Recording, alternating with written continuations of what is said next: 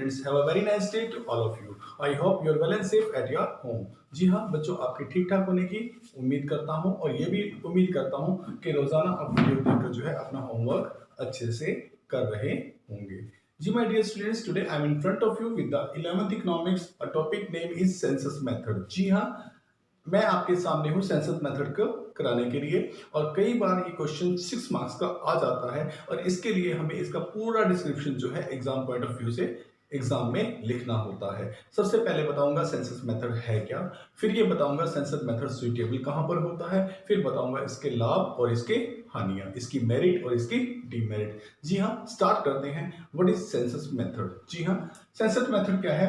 Census method is that method in which each and every item of the universe or the population is to be studied for the purpose of investigation. Ji, under the purpose of investigation. Census method एक ऐसा method है जिसमें हमें universe या population की, अब universe population क्या है?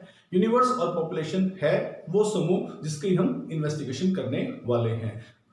जितनी चीजों की इन्वेस्टिगेशन करते हैं उन्हें हम या तो यूनिवर्स कह देते हैं या हम उन्हें पॉपुलेशन कह देते हैं। जी हाँ, सेंसस मेथड एक ऐसा मेथड है जिसमें हम यूनिवर्स की हर आइटम की या पॉपुलेशन की हर आइटम की स्टडी करते हैं, क्योंकि वो अपने आप में बड़ी ही महत्वपूर्ण होती है। वो स्टडी हम इन्वेस्टिगेशन पर्पस के अनुसार, उद्देश्य के अनुसार करते रहते हैं। My dear students, census method के अंदर एग्जाम्पल भी हैं, जैसे कि भारत में जो पॉपुलेशन है उसकी काउंटिंग। जी हाँ, census of population of India.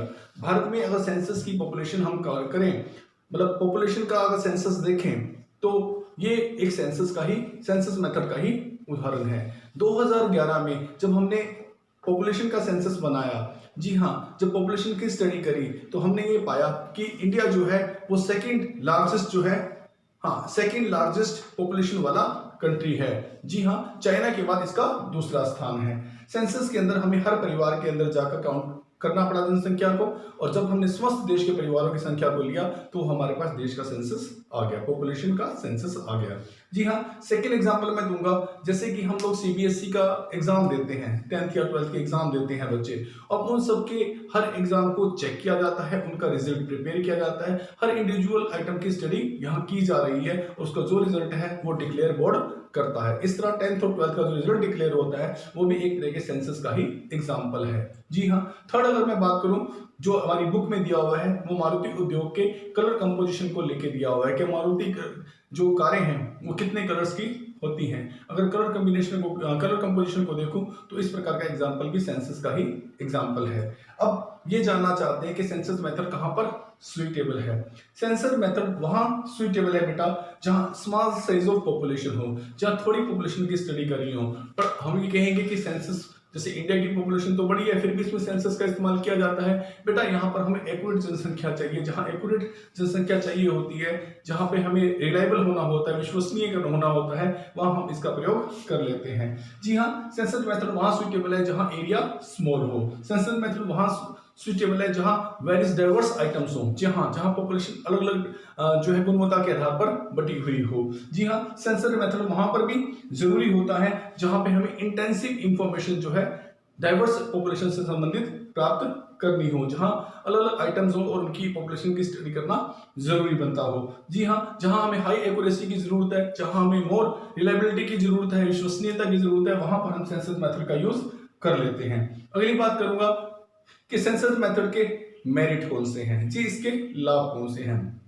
तो पहला लाभ मैं आपको बता दूं कि सेंसस मेथड रिलायबल है, ये विश्वसनीय है, और इसके अंदर जो इंफॉर्मेशन हमें प्राप्त होती है वो बहुत ही ज्यादा एक्यूरेट होती है। पहला लाभ कि विश्वसनीय और ज्यादा एक्यूरेट इंफॉर्मेशन हमें इससे प्राप्त होती है।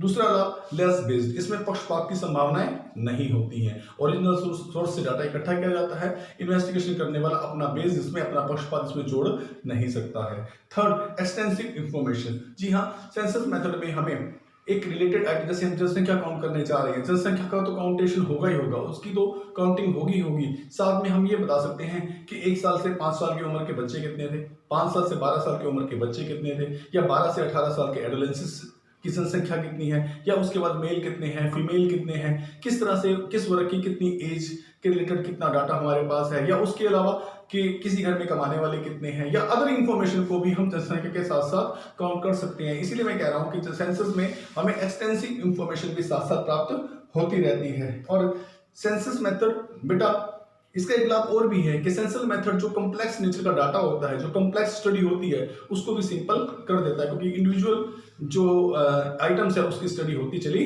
जाती है।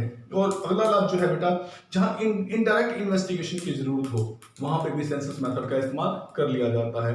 हमारा काम है सेंसस के अंदर पॉपुलेशन इकट्ठा करना, साथ में हम डाटा इकट्ठा कर रहे हैं भारत में पॉवर्टी कितनी है, ये इनडायरेक्ट पॉवर्टी का इन्वेस्टिगेशन भी हो जाए जनसंख्या के साथ साथ, ये रोजगार कितने लोगों के पास है, कितने लोगों के पास रोजगार नहीं है, इसका भी जो है इनडायरेक्ट इन्वेस्टिगेशन हो सकता है सेंसस में साथ साथ। जी हाँ, जब पॉपुलेशन की काउंटिंग हम करते हैं तो साथ साथ में हमें अनएम्प्लॉयमेंट के बारे में, एम्प्लॉयमेंट के बारे में, पॉवर्टी के बारे में, लिटरेसी के बारे में, ये सारी इंफॉर्मेशन जो है हमें अलग से मिल जाती है। अर्थात हम इसमें सेंसस करते करते जो है इनडायरेक्ट इंफॉर्मेशन, इनडायरेक्ट इन्वेस्टिगेशन भी कर सकते हैं। तो इस मेथड के मैंने आपको लाभ गिनवा दिए। लाभ के साथ साथ जहां पर है वहां कुछ दोष भी हैं इस मेथड के।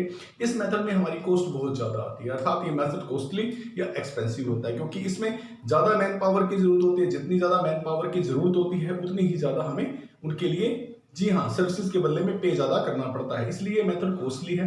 नंबर 2, इसके अंदर ज्यादा मैन पावर की जरूरत होती है।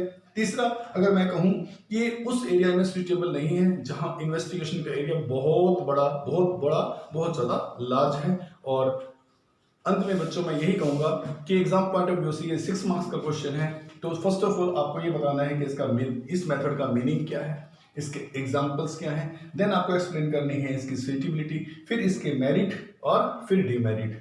Thank you very much.